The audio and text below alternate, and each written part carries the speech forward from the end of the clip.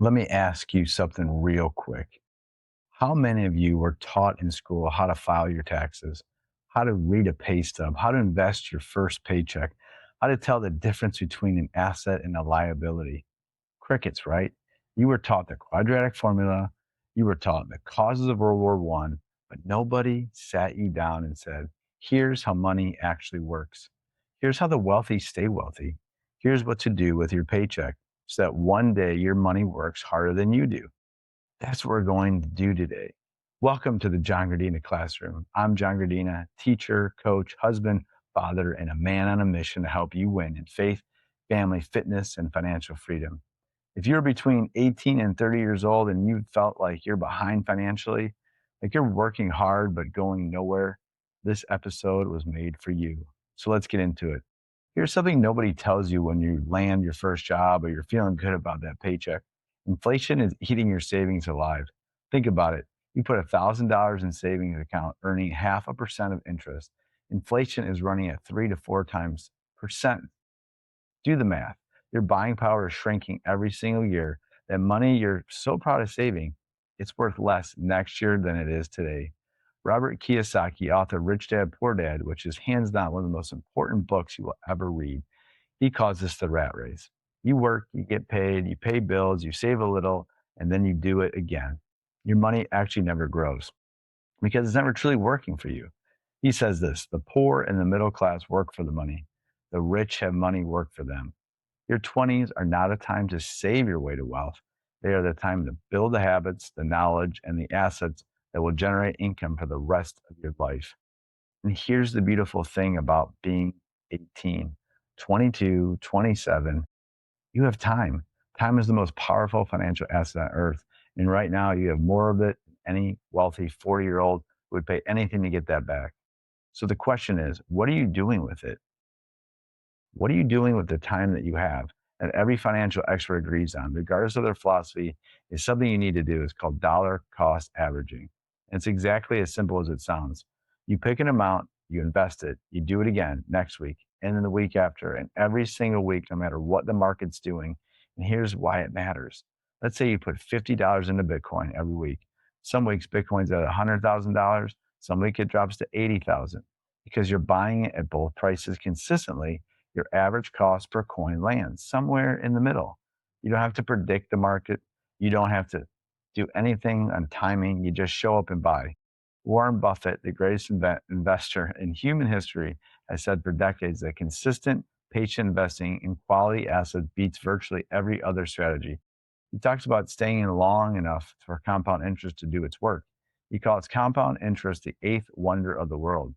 He also said this: someone's sitting in the shade today because someone planted a tree a long time ago. When you're 23, planting a tree feels pointless.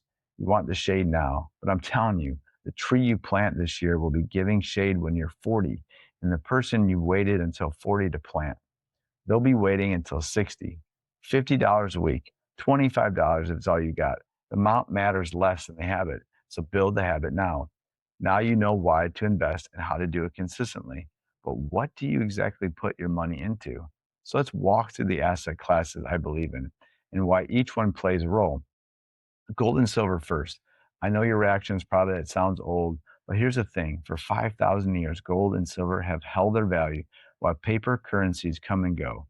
Every empire that has ever tried to print its way out of debt has eventually paid the price in currency devaluation. Precious metals are your insurance policy against that, not your primary growth engine, but your foundation. Bitcoin, this is your digital gold for your generation. There will only ever be 21 million Bitcoin, ever. It's written to the code. As governments around the world expand their money supply, Bitcoin's fixed scarcity becomes increasingly valuable. I dollar cost average into XRP because I believe in the long-term value of currency no government can inflate away. This is one of the built for the global marking of the infrastructure. See, XRP is cross-border payments that currently takes days and costs significant fees for being reimagined on blockchain rails. And XRP is positioned right at their intersection. See, the long-term hold, not a get-rich-quick play. Solana also is fast, low cost, and one of the most active ecosystems in crypto. I hold Solana and I stake it, meaning I earn yield on my holdings just for participating in the network. Staking crypto is one of the best kept secrets for passive income that most 25-year-olds have never heard of. And I say to you this clearly, I am not a financial advisor. Everything I share comes from my own research and my own conviction of what I'm doing. So no one should make financial decisions based solely on what a podcast host says to you, including me. And that said, the principle is on non-negotiable. Own assets, real assets, things that hold and generate value over time, not sneakers or a fancy car. So listen, here's the truth. You can't invest what you don't have. So before we talk about protecting wealth, let's talk about generating more of it. Robert Kiyosaki's cash flow quadrant is the framework you need. On the left side, employee and self-employed. Both groups trade time for money. If you stop working, the income stops. On the right side, business owners and investors. These people have built systems, businesses, and assets that generate income whether they're working or not. Your goal in your 20s is to begin migrating from the left side to the right side. You don't quit your job tomorrow, but you start building something alongside it. What does that look like practically? Let me give you a real option that real people in their 20s are executing right now. A YouTube channel.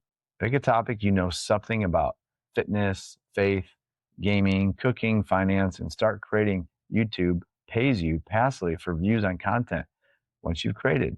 The platform is building through the John Grdina classroom is exactly this: content that serves people while I'm sleeping. An online course. If you have a skill, any skill, you can package it and sell. Platforms like Teachable and Gumroad make this accessible to anyone. You build it once, you sell it indefinitely. A book. I wrote a book. You can too. Self-publishing through Amazon is free to start and reaches a global audience. A book is a calling card, a credibility builder, and a passive income stream all in one. Real estate. This one requires more capital to start, but the principle is essential to understand early. A rental property that generates more than it costs in mortgage, taxes, and maintenance is a cash flowing asset. That positive monthly difference in passive income. This is what wealthy families have been doing for generations. Start with what you have. Launch the channel, write the book, build the course, raise your income, and raise your investments. Building wealth without protecting it is like filling a bucket with holes.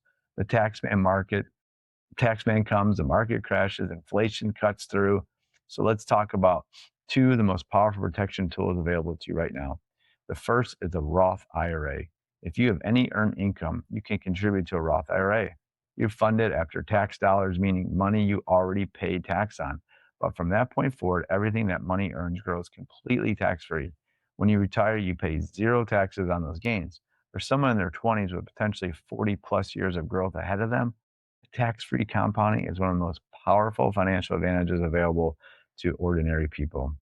Now, here's where it gets exciting for our generation. I use I Trust Capital, which is a platform that lets you hold cryptocurrency inside a Roth IRA. So the gains from Bitcoin, XRP, Solana, all of it can grow completely sheltered from taxes.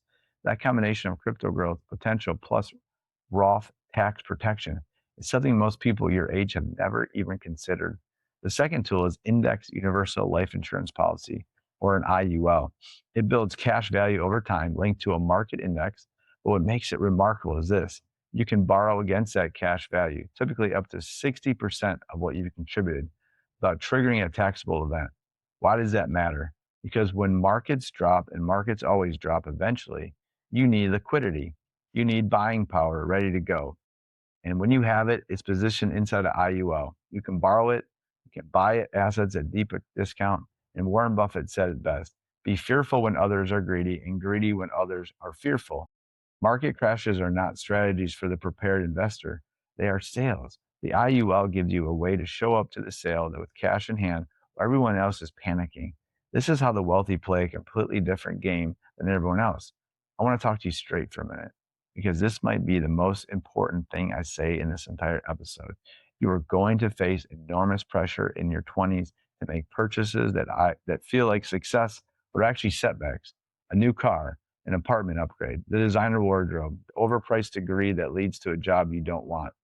And I'm not here to tell you that enjoying life is wrong, but I need you to understand one rule before you make any major financial decision.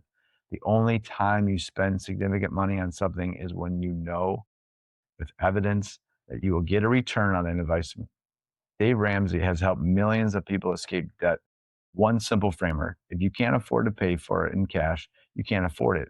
Now, there is a nuance to that in the case of a home that builds equity on a business or investment, but the core principle stands. It is not a tool for lifestyle inflation. Debt that doesn't generate income is a tax on your future.